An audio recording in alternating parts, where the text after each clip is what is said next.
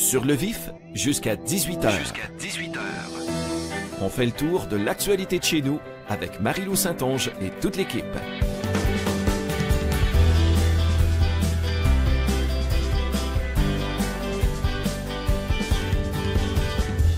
Mardi 16 octobre à minuit 1, une nouvelle réalité nous attend. Que pensez-vous du cannabis et de sa légalisation? On vous propose une discussion avec 3 citoyens. Tout le monde, ça c'est une chose qui est vraiment certaine, mais tout le monde va devoir s'adapter. C'est le cas des policiers, entre autres, et notre journaliste est allé à leur rencontre.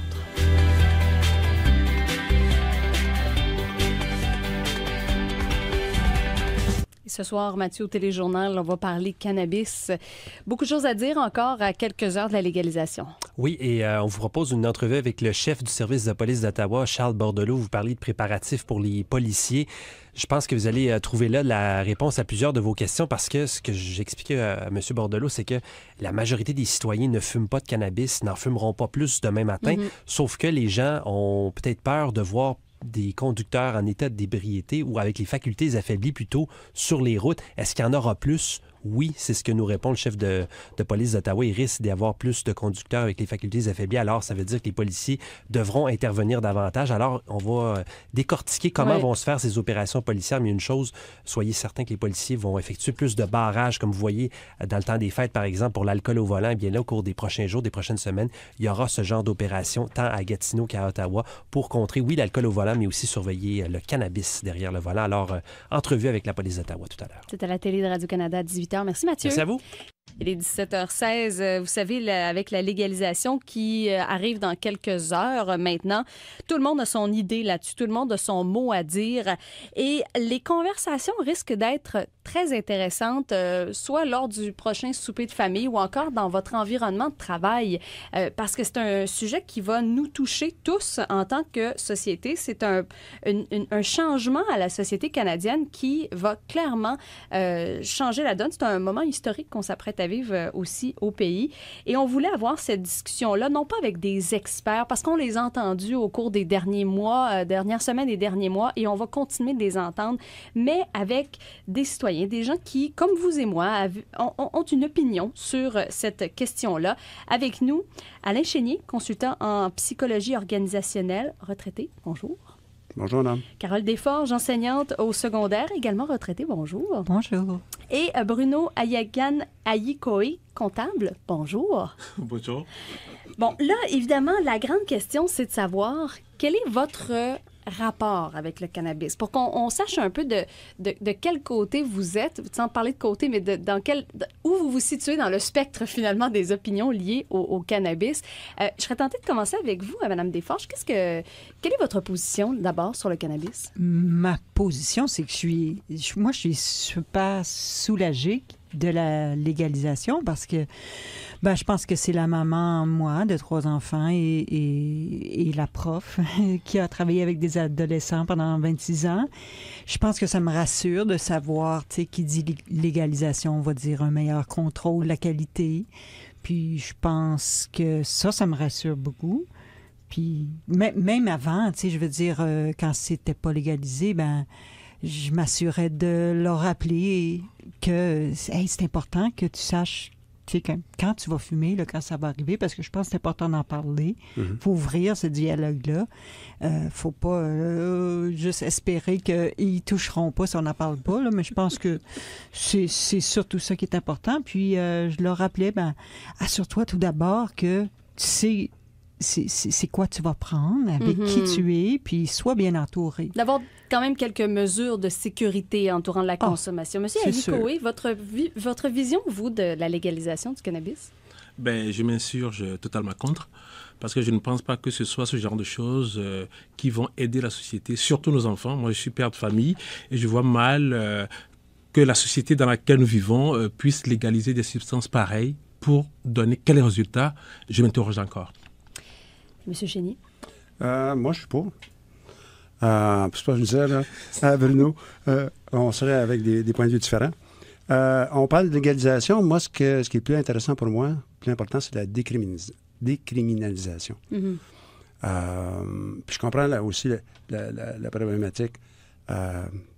moi, je pense pas que de décriminaliser, que ça va faire qu'il va y avoir plus de gens qui vont fumer ou qu'il y en a présentement, je pense. Au bout de quelques mois, bon, ça va disparaître. Ce que je trouve intéressant, c'est que c'est quelque chose qui sort du cachet, qui va être ouvert sur la place publique, qui va changer, entre autres, le rapport avec les policiers. Un policier, moi, j'ai été élevé avec, si t'es coincé, tu vois quelqu'un, un petit enfant, tu vois quelqu'un qui est en uniforme, il va t'aider. Mais si j'ai pris du pot, ou si ma petite fille a pris du pot, ils veulent pas voir un policier parce que c'est une menace. Tandis que si jamais il y a un problème, ça va ouvrir ce côté-là. L'autre chose que je trouve intéressant aussi comme citoyen, c'est que présentement, si je consomme trop d'alcool, je sais que je peux être pris.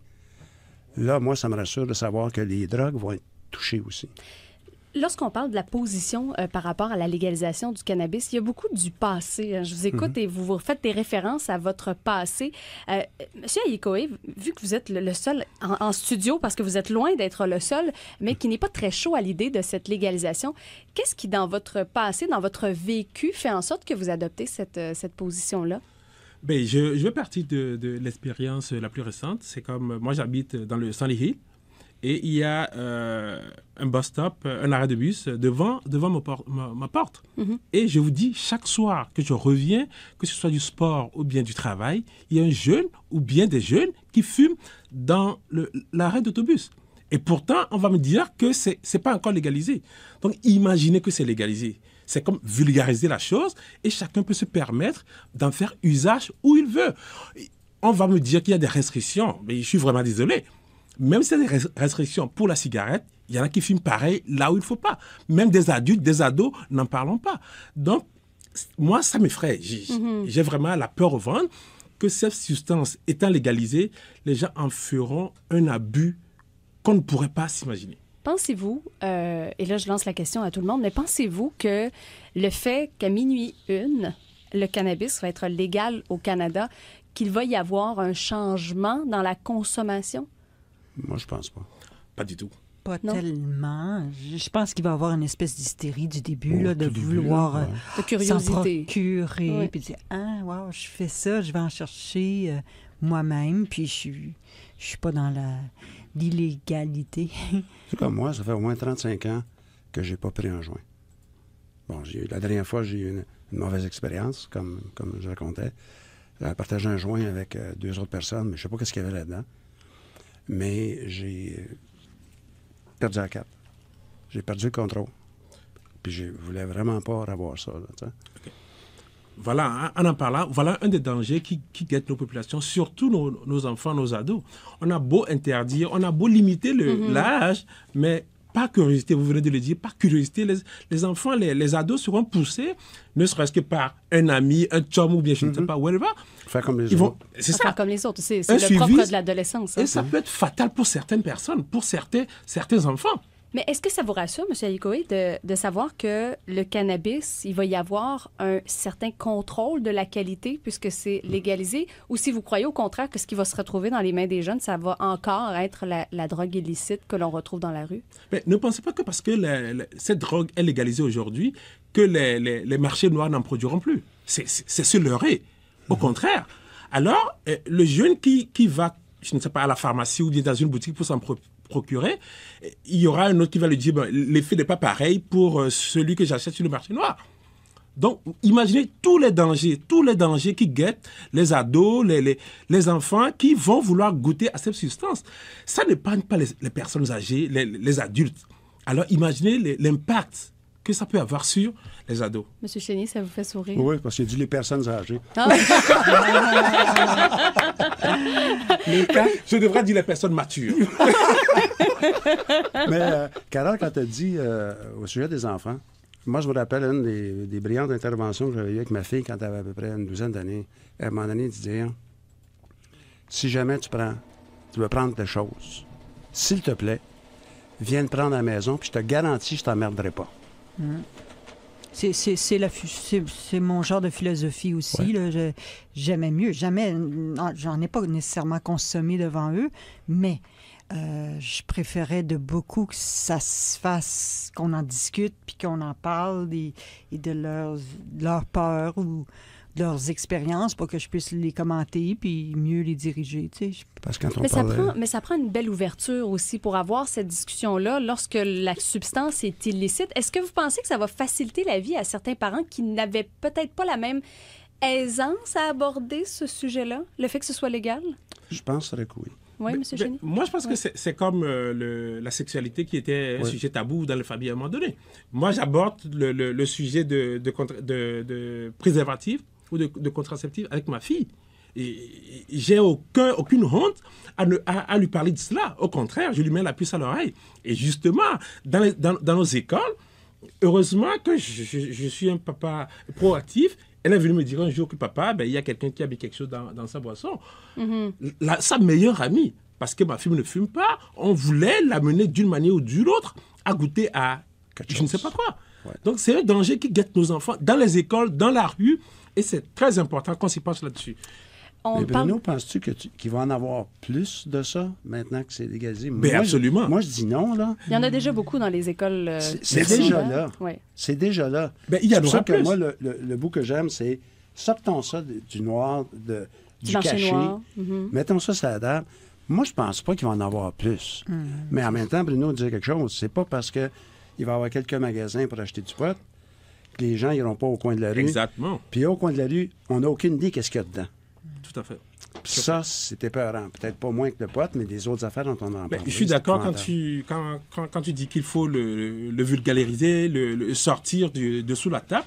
Oui, mais de là à légaliser cette substance maintenant, je trouve que c'est trop tôt. Craignez-vous l'effet de banalisation? Le fait que, par exemple, je vais prendre l'exemple de l'alcool. L'alcool, c'est une drogue, ça crée une dépendance. Il y a des gens qui en souffrent de ça. C'est une substance, exactement, qui est légale, qui est socialement acceptée. Est-ce que vous sentez qu'il va y avoir une certaine acceptation sociale, voire même banalisation qui viendra avec le cannabis? Bien, c'est peut-être ça qui fait un peu peur. Comme moi je pense à des parents qui vont se dire peut-être c'est légal maintenant, c'est illégal jusqu'à temps que tu aies, ça dépend de la province, je pense. Oui, 18 au Québec, 19 en Ontario. Qui vont comme plus juste lancer là, tu vas peut-être te faire arrêter. Non, je pense que c'est important qu'on en parle avec eux, puis comme en passant, c'est illégal jusqu'à temps que tu aies cet âge-là, mais si tu es pour en prendre, parce qu'il ne faut pas se leurrer, là, c'est sûr qu'ils essaient, Moi, je pense que le côté légalisation, ça va enlever le leurre, justement.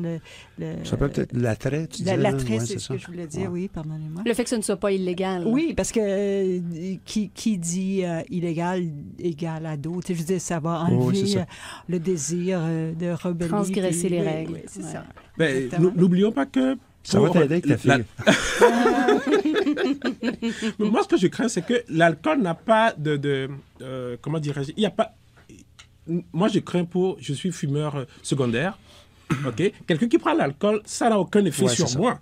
OK? Alors que le cannabis... Comme la cigarette. Exactement. Donc, nous sommes des fumeurs secondaires et ça a plus d'effet sur nous.